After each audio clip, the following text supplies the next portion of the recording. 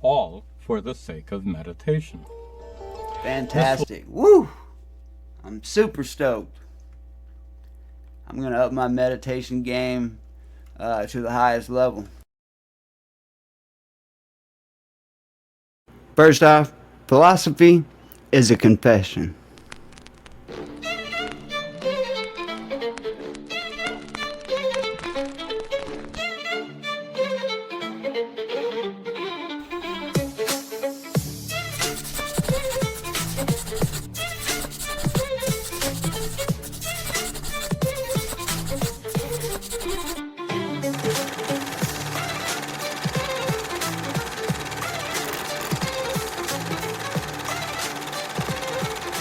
Philosophy is a confession.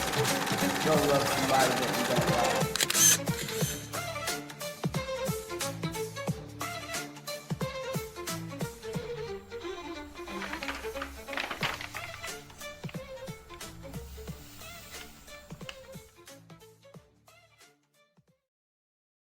Hey, what's good, y'all? Thanks for clicking on the link. WTJ Knowledge Drops back with another reaction video for you.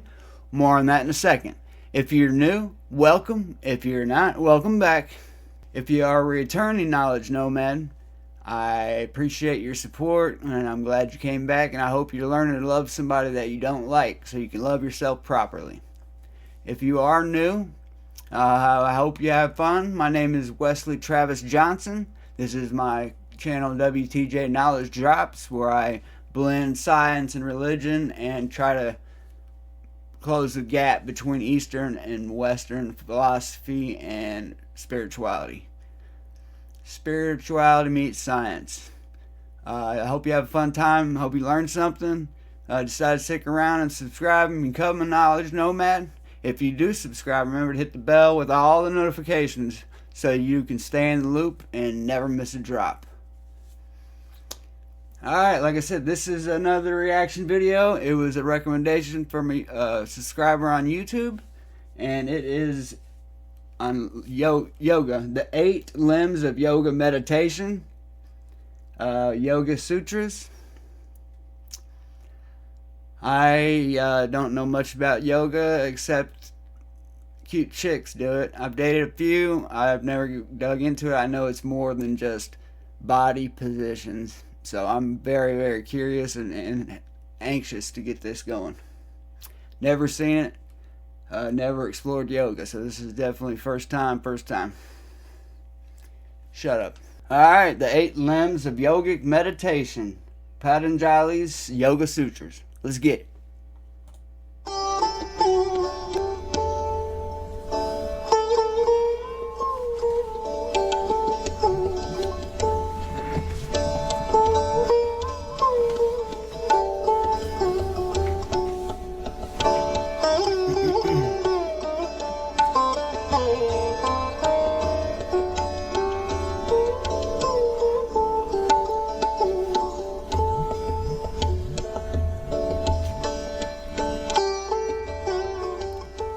In India, more than 2,200... Before we start, I am super excited to explore this. Just figured I'd throw that out there. Hope you guys are too.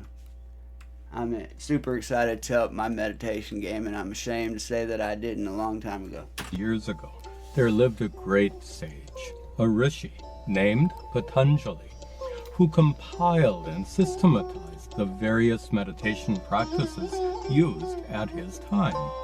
Practices that were already considered ancient. Oh, wow.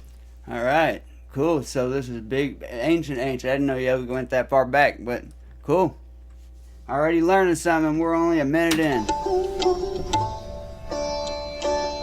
Patanjali's text, the Yoga Sutras, became... Who's this cat? He's a white guy.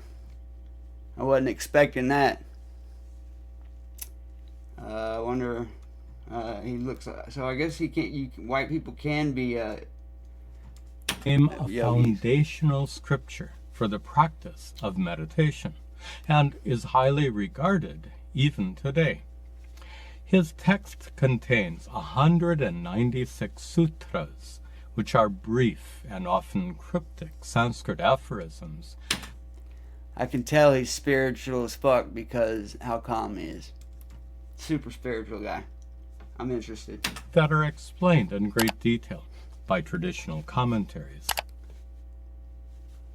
It's often pointed out that the word yoga is related to the English word yoke, with the meaning of union.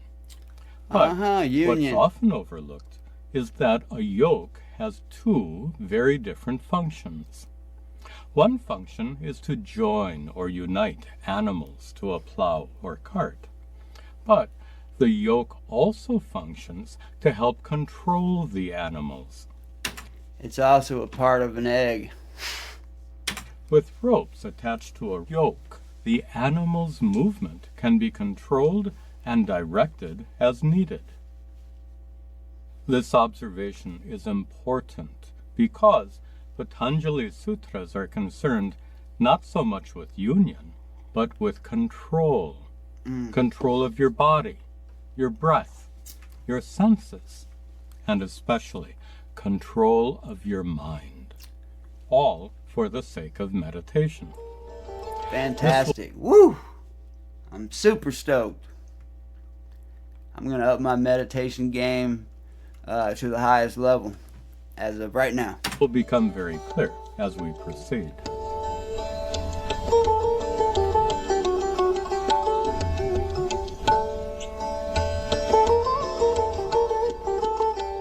Patanjali's system of meditation consists of 8 parts, Ashtanga. So, his system is called Ashtanga Yoga. The word anga strictly means part, but it's often translated as limb. As a result, the 8 angas are sometimes depicted as limbs on a tree. Representing the angas as tree limbs is suitable only if a key principle. A properly drawn tree can depict this, showing the first angas at the bottom of the tree. You know that every plant, every tree has a Fibonacci number of leaves on it and branches. That's why 4-leaf clovers are so rare, because it's not a Fibonacci number. Fibonacci number is 1 plus 1 equals 2. And then you just add the previous 2. So 1 plus 1 is 2. 2 plus 1 is 3. 3 plus 2 is 5. And so on, so on, so on, so on, so on. It's a Fibonacci sequence. When you chart it out, it becomes this nice little spiral. It's also referred to as the golden ratio. You probably already know this, but just in case people didn't, it's fun fact to know. Alright, I'm going to shut up. And the latter ones at the top. The first anga, Yama, consists of prohibitions against adharmic or unethical deeds. The second anga, Niyama, is comprised of injunctions to develop various dharmic virtues. These first 2 angas direct you to control your behavior. The next... I've been doing these non-stop for the past decade, ever since I had my brain aneurysm rupture. I have been building up, because I figured that wiped my slate clean for negative karma, because I was a piece of shit drug addict, and I was selfish, and I didn't care about anybody but myself. But my point being is that the last 10 years I've been trying to work on the Yama and the Niyama, which is what we're learning about right now. 3 angas, Asana, Pranayama, and Pratyahara, this is where it's all new for me. mandate certain kinds of control over your body, your breath, and your senses, respectively. The last 3 angas, Dharana, concentration, Dhyana, meditation, and Samadhi, absorption, mandate specific practices to control your mind.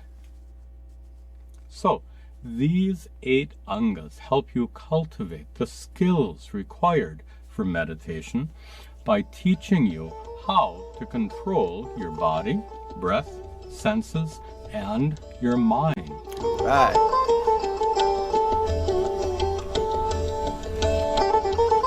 Once again, I'm super stoked, and reminder, if you back out, your device is going to explode, so don't do that. Let's watch. I'm going to shut up. I might not talk much because I want to learn. Let's examine each of the angas very briefly. There are one more. Intelligence, all it is 50% awareness and 50% memory. And that's why I said I probably won't talk much, because awareness is a big part of intelligence. And once you're fully aware on something, it helps you remember it. So I'm going to shut up. 5 yamas that prohibit 5 kinds of adharmic behavior. Ahimsa prohibits causing harm to any living being. Satya prohibits lying. Asteya prohibits stealing. This is the 10 Commandments in Eastern philosophy, religion, spirituality. Am I correct on that or not? Brahmacharya prohibits inappropriate sex. And aparigraha prohibits possessiveness. In addition to the 5 yamas, there are 5 niyamas that mandate the cultivation of dharmic virtues. Shaucha mandates purity of body and mind. Santosha mandates contentment and forbearance. Tapas mandates... It seems like a lot to remember, guys. Might have to watch this a few times before I retain it all, especially if I'm going to be talking through it. It's spiritual disciplines like fasting. Swadhyaya mandates spiritual study, and Ishvara Pranidhana mandates prayer and worship. At first sight, these 5 yamas and 5 niyamas might seem to resemble the 10 Commandments of the Bible. Damn, I'm good. But they couldn't be more different. The Bible's commandments are followed to avoid sin and eternal damnation. But yoga's yamas and niyamas are followed to develop a lifestyle that effectively supports your practice of meditation. Oh, that's so much better. I don't know why Western religion dumbed it down so goddamn much and made it more about, less about self. And I don't know why. It's because control. That's a lot of power if you know that shit. Lots of power. They dumbed that shit down quick. How do these prohibitions and injunctions help you meditate? Well, a dharmic behavior tends to create conflict and stress in life by resisting and opposing commonly accepted moral standards. So, following the 5 yamas helps you live a conflict-free life that is conducive to meditation. Following the 5 niyamas, a wise man once said, nothing at all. Shout out to my followers on YouTube. That was a quote from on there. Helps you acquire attitudes and qualities that are crucial in preparing your mind for meditation. Right.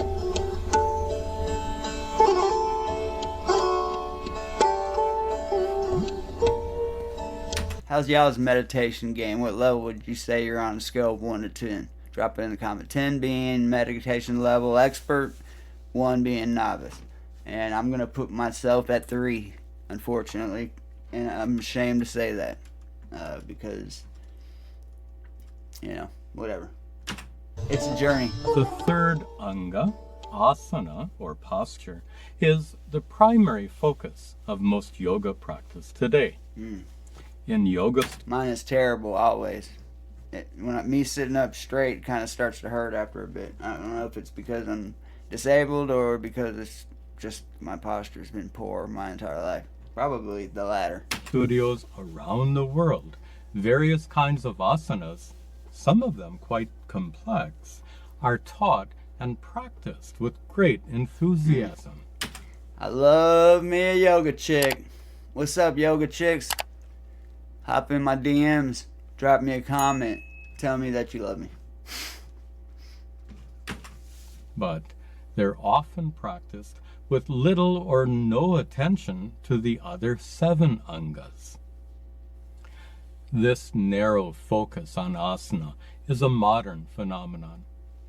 In his Yoga Sutras, Patanjali simply says that asana, your posture for meditation, should be comfortable and stable.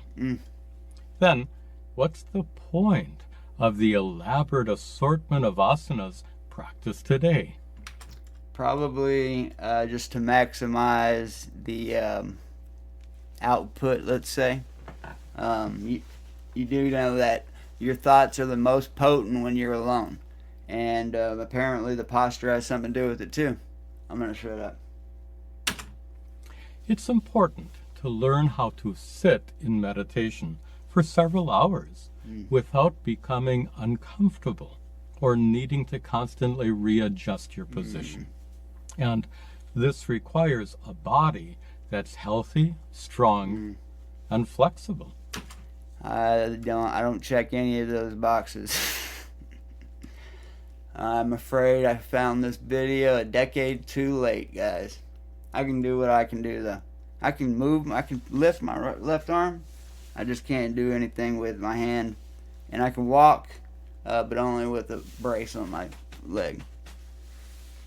And I can't really control my left leg that well at all, besides walking, so there is not going to be any yoga moves for me. Asana practice is meant to prepare I'm just here for the mental gain. Your body for lengthy meditation sessions. But to practice asanas without meditating later, as is done in many yoga studios today. So all the yoga positions are positions for meditation, is that right? And you got to hold yourself in that position the entire time? Or am I way off? Let me know. Is like preparing an elaborate meal of tasty South Indian food without eating it. Looks good. I've never had Indian food, honestly.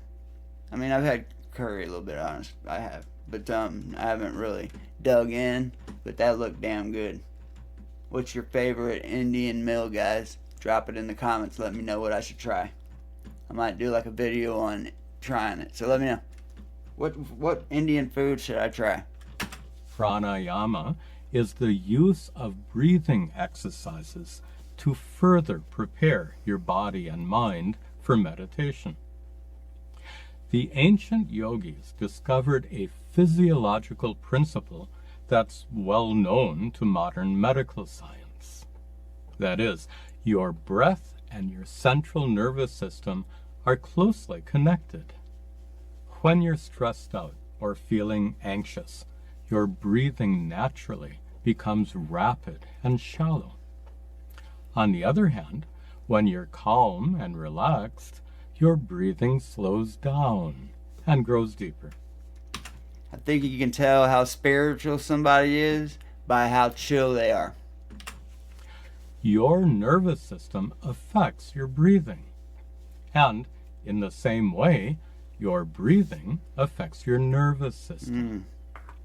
Rapid, shallow breathing stimulates your nervous system, whereas slow, deep breathing calms it down. Many pranayama techniques exploit this physiological connection to calm your nervous system by deliberately slowing and deepening your breath.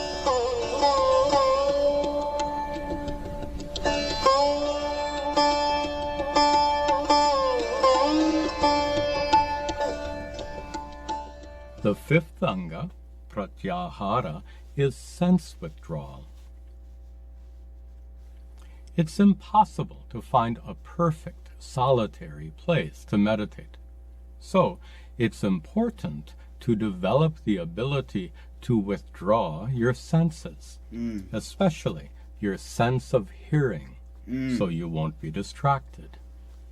Unfortunately, there's no on-off switch for your senses. Damn it. Yet, when you're deeply absorbed in some activity, like when you're working on a demanding project, you might not hear someone nearby calling your name. By Super concentrating your attention on something, your attention is simultaneously withdrawn from your senses. Ah, I see.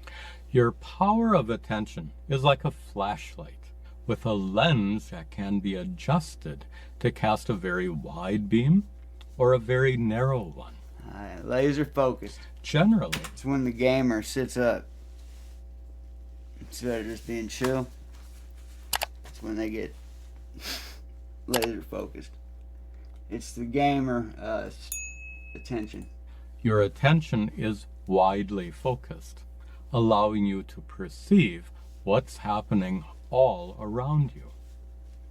This ability is immensely valuable most of the time, like when you're driving a car. But when you sit to meditate, a wide scope of attention will make you more susceptible to distractions. Fortunately, like the adjustable flashlight, your attention can also be narrowly focused. At night, whatever falls outside a narrow flashlight beam is covered by darkness and can't be seen. I love it. In the same way, whatever falls outside your narrowly focused attention can no longer distract you. All right. First step. Find a nice, comfortable place and laser focus on what you're putting out into the universe, your energy. Hopefully it's positive. Don't be putting no negative shit out there, guys. It'll come back to you, I promise. So, the secret to Pratyahara, sense withdrawal, is to concentrate your attention. And that very concentration happens to be yoga's sixth anga, Dharana. Dharana is concentrating your attention on an object of meditation. You can concentrate on many things. On the sound Om, on a mantra, on your breathing, on a sacred image or a candle flame. Or, as prescribed in the Bhagavad Gita, you can concentrate your attention on the divine presence within you. The fact that yogic meditation is so widely practiced is largely due to the great variety of objects that can be meditated upon. You are free to choose an object of meditation that appeals to you. It's like an AA. You gotta have a higher power. It doesn't matter what the fuck it is. Just find one and love it and believe in it and grab that shit tight. Doesn't matter what it is. It could be a fucking doorknob, guys. Find your higher power if you're an addict, please. Object that's well suited to your individual needs and inclinations.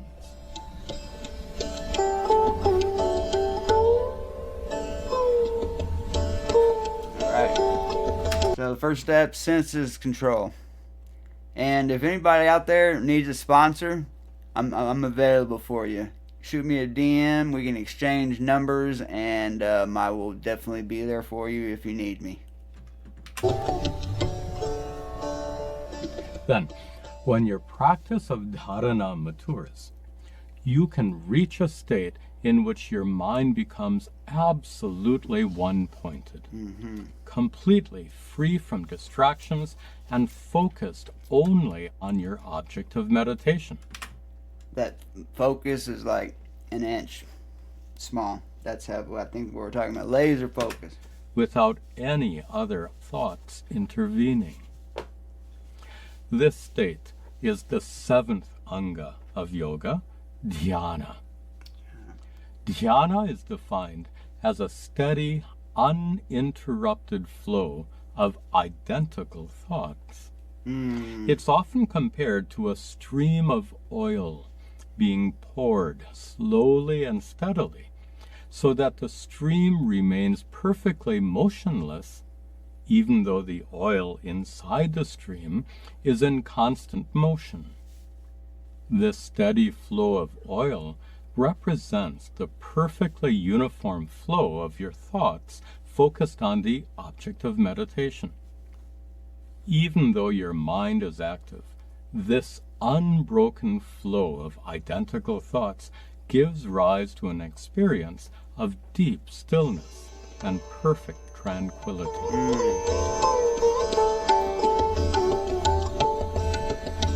I love that. I didn't realize that it needed to be a consistent thing. I thought, you just think of a thought, let it think, whatever, not, and then let it go.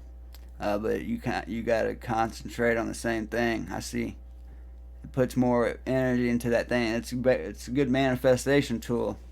It's exactly how you manifest right there. The regular practice of Dhyana will eventually lead you to the eighth and final anga, Samadhi, or absorption.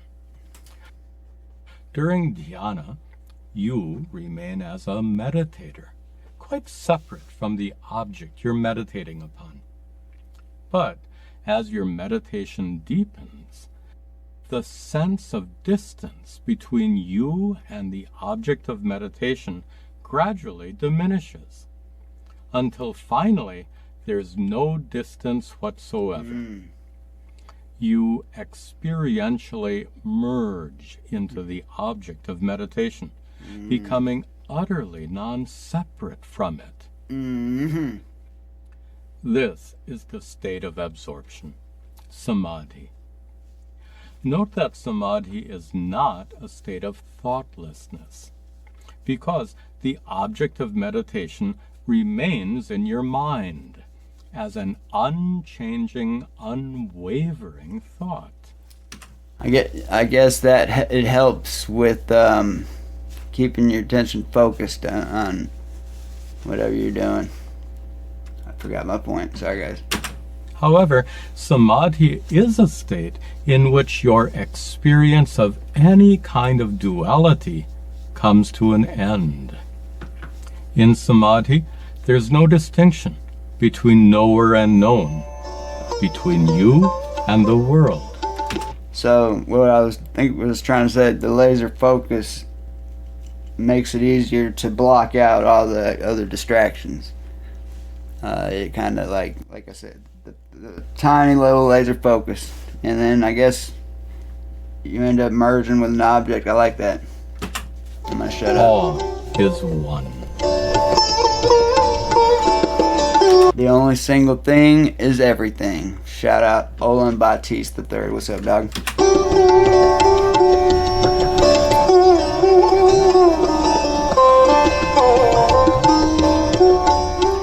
This extremely brief overview of the 8 angas is not at all sufficient to properly guide your ongoing practice of meditation. On the other hand, it can help you make sense of the sometimes baffling plethora of meditation practices and techniques being taught today. It's important to understand that in addition to practices based on the 8... Are y'all active in yoga? Let me know in the comments if you are or not. And if you're a chick, hit my DMs. Angas, there are other meditation practices and traditions that are completely different from the system of yoga we've discussed here. Some meditation traditions incorporate devotional stories and imagery to help you develop intense feelings of love and adoration for the divine. In meditation, your attention is directed towards a particular deity or towards the divinity residing within yourself. Other meditation traditions... I feel like that's the easiest because, it's right here. It's right here. You don't need to look. You don't need to have the thing where you combine with an object. You're already combined with it. Teach you how to become completely detached from your mind and to observe its activities objectively and dispassionately. In these practices, there's no effort to control your thoughts at all. The popular Buddhist practice of vipassana falls into this category. Still, other meditation traditions teach techniques for channeling the prana or subtle energy in your body through various psychic centers. Certain tantric techniques and kundalini yoga fall into this category. Each of these meditation traditions has its merits, but the tradition based on Patanjali's Yoga Sutras is the one found in the Bhagavad Gita and most other Vedantic scriptures. Before concluding, it's important to recognize the fact that the goal of Patanjali's system is not Samadhi. Samadhi is a mental state, and mental states always come and go. A skillful yogi might be able to remain in Samadhi for hours, but eventually that state of absorption will come to an end.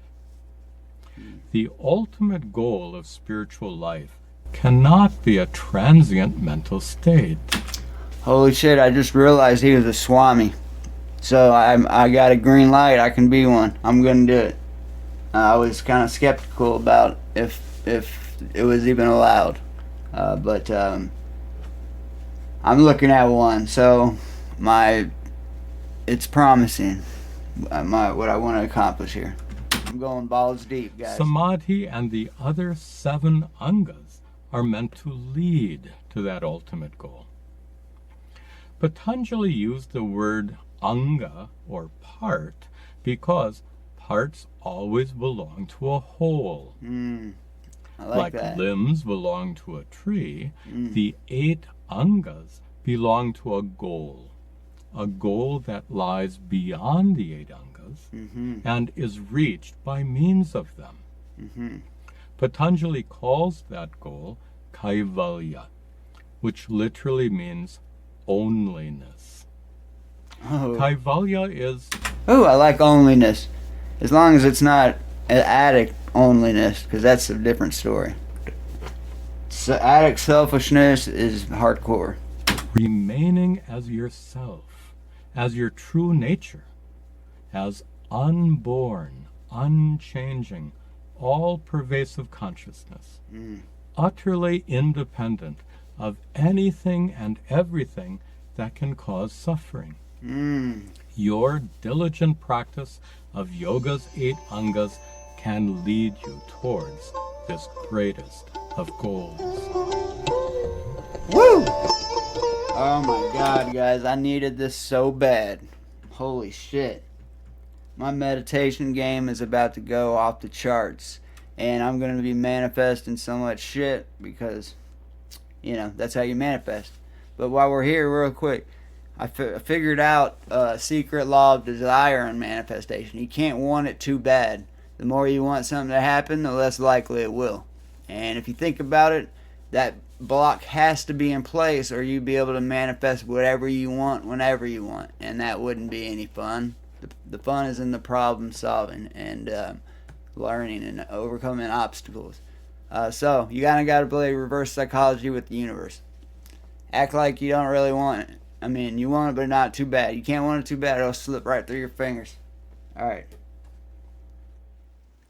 that about wraps it up for this one, guys. If you made it this far, I really appreciate the support. You have no idea. Being that about half of my community is in India, I am going to do a live Q&A for you guys. I'm thinking not this weekend, but next weekend. Stay tuned for that. Let me know in the comments if you'd be interested in doing a live Q&A with me.